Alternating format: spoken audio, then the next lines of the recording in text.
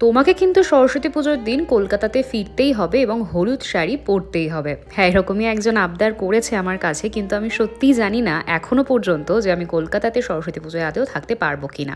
কিন্তু আমি ভাবলাম তোমাদের সকলের সঙ্গে, আর যেহেতু বেশি দিন বাকি নেই, সরস্বতী পুজোর হাতে গোনা কয়েকটা দিন বাকি, তোমরা সবাই ভাবছো কি কি পরা যায়, কিরমভাবে সাজা যায়, তাই আমি ভাবলাম একটা ফুল লুক শেয়ার করেই দিই। আজও মনে পড়ে সেই স্কুল লাইফের দিনগুলো, যখন সরস্বতী পুজোর 1 মাস আগে থেকে কত এক্সাইটমেন্ট থাকতো, সবাই মিলে হই হুল্লোড় করতে করতে যেতাম পাশে স্কুলগুলোতে ইনভাইট করতে। সেই দিনগুলোই আলাদা ছিল। তো সরস্বতী পুজো মানেই বাঙালির ভ্যালেন্টাইন্স ডে। তোমরা ওকে মিস করো সরস্বতী পুজোর সেই দিনগুলোকে?